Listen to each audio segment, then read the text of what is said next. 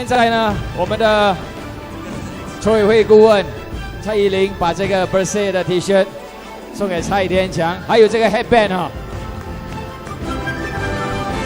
无所畏惧，7月9号没有畏惧。Salam Reformasi, Vanakkam, Assalamualaikum warahmatullahi wabarakatuh. Saya terpaksa pakai baju kuning tadi. Sebelum saya datang sini, banyak roadblocks. Takut tidak sampai. Kalau saya pakai kuning, mungkin tak sampai ke Tanjung Malim. Itulah sebab hanya di pentas ini, saya tunjukkan pendirian saya bersama Bersih dalam perarakan untuk demokrasi Julai tanggal 9 yang akan datang. Kita boleh tayangkan video lucah, tapi tak boleh pakai baju kuning. Nah, ini undang-undang kita. Orang yang tayangkan video lucah secara bangga mengaku macam tak ada hal. Dia boleh pergi mahkamah, saya tayangkan, bayar denda 3,000, 5,000, habis cerita.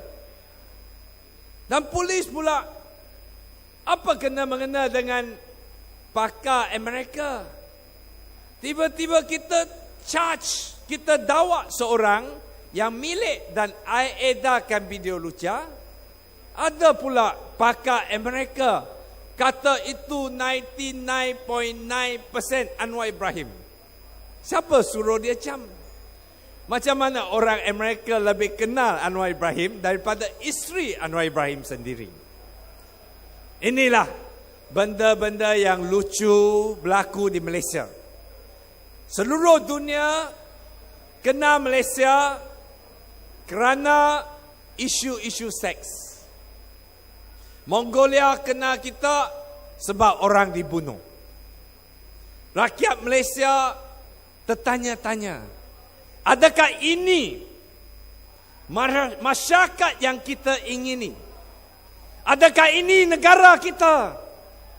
Sehingga kita tidak kenal lagi apakah nilai-nilai masyarakat dan budaya agama negara kita. Sebenarnya yang berhimpun hari ini bukan saja sokong Pakatan Rakyat, bukan datang sokong PKR. Sebenarnya kita berhimpun malam ini kerana kita ingin selamatkan Malaysia, kerana kita ingin selamatkan anak cucu kita, kerana kita ingin selamatkan negara kita. Kita tidak boleh nanti lagi. Dalam minggu lalu, kerajaan potong subsidi untuk elektrik. Elektrik potong subsidi. Kerajaan kata nak kurangkan subsidi, boleh jimat 11 bilion ringgit Malaysia. Orang kampung fikir bilion itu banyak. 11 bilion berapa kosong? Banyak kosong. Saya pun tidak tahu macam mana nak kira. Tapi 11 bilion pada 1 minggu saja dalam parlimen.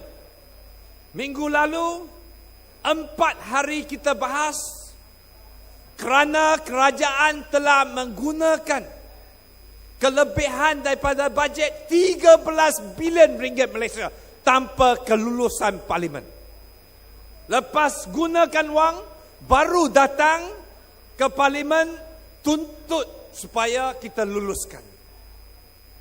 Inilah 13 bilion. Apa yang terjadi dengan wang-wang ini? Pembaziran yang berlaku. Rakyat disuruh untuk potong subsidi. Gula kita naik sebab kerajaan prihatin. Jangan ada orang ada diabetes. Dia kata kita naikkan harga gula supaya kita kurangkan makan manis, supaya negara kita bebas diabetes. Orang masuk hospital dia tak bayar kos medikal.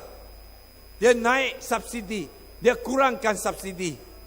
Ini yang terjadi.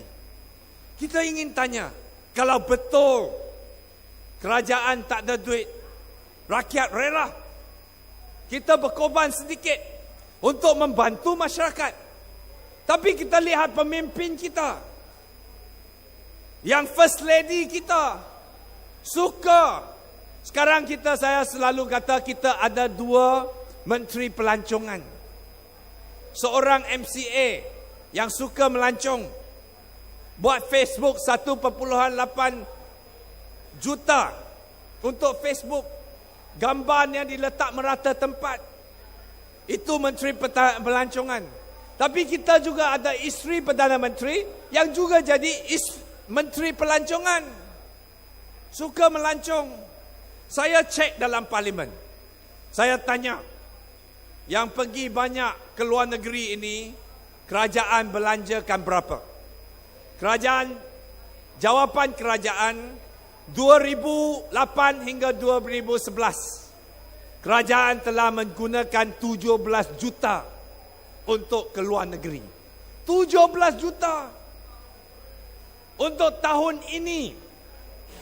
Tahun ini sebelum hujung tahun sekarang Jun, sudah 5.2 juta dipakai untuk ke luar negeri. Rosmah shopping di mana kita tahu.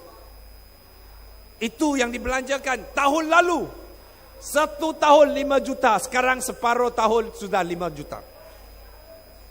Kerajaan kita pergi Kazakhstan, bawa rombongan 200 orang untuk menghadiri majlis perkahwinan anak dia sendiri. Kazakhstan. Sebelum pergi, gunakan 8 juta untuk renovate kedutaan kita di Kazakhstan. Ini semua duit anda. Ini adalah duit rakyat. Ini adalah duit milik rakyat Malaysia. Yang jadikan rasuah. Duit kita hilang macam itu saja.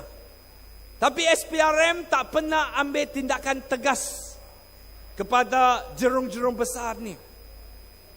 Mereka yang curi, yang rampas, yang songlak wang rakyat ini bebas menikmati hidup yang mewah.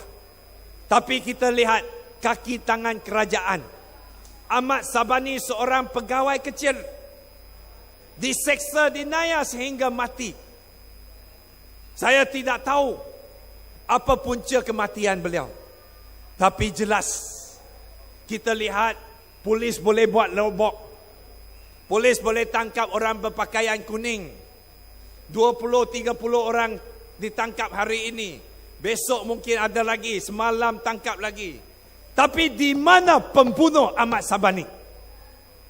Di mana siasatan untuk Ahmad Sabani? Bagaimana kita jawab kepada isterinya, kepada keluarganya? Ini seorang kaki tangan kerajaan yang telah memberi sumbangan, yang ikhlas kepada kerajaan. Tak ada. Naik gaji guru, tak bagi semua. Segolongan kecil saja yang dipilih dapat faedah. Kenapa kita tidak boleh ikut yang dijanji oleh buku jingga? Bagi 500 ekstra kepada semua guru. Mereka tidak rela. Inilah kontradiksinya yang berlaku. Tuan-tuan dan puan-puan, yang kita bawa hari ini, kita rayu kepada rakyat supaya kita bijak, supaya kita buka mata besar-besarnya, supaya kita meneliti di keliling kita, supaya kita jaga poket kita baik-baik, supaya pemimpin kita tidak menyeleweng. Itu tugas kita. Dan kita secara bangga, dengan munculnya Pakatan Rakyat, kita telah dapat sekurang-kurangnya memainkan peranan untuk mengimbangkan keadaan yang tidak adil. Tapi tidak cukup hanya berimbang. Kita harus ubah. Kita harus ganti. Kita harus jatuhkan pemimpin yang rasuah, yang rakus, yang tidak bertanggungjawab ini. Sehingga kita boleh membuat keputusan untuk masa depan negara kita. Kita sebut, sudah tiba masa. Sudah tiba masa rakyat Malaysia harus buat pilihan. Saudara Anwar Ibrahim buat pilihan dia. Saudara Dr. Lee Boon Chye telah buat pilihan. Kalau Anwar Ibrahim tidak berjuang, Anwar Ibrahim pilih tidak lawan Mahathir. Kalau Anwar pilih tidak lawan Najib, hari ini mungkin dia tak ada video seks. Dia tak akan diheret ke mahkamah. Mungkin dia jadi duta di Amerika. Kerana Datuk JJ tangan gatal pun boleh jadi duta Amerika. Takkanlah Anwar tak layak.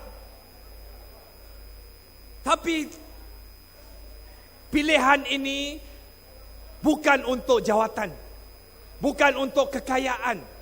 Pilihan ini ialah kita sayang kepada negara kita. Kita ingin berkorban untuk mempertahankan hak kita. Dr. Lee Boon Chye, kalau malam ini dia tak datang sini malam ini, dia buat operation, mungkin dia untung 20,000 malam ini.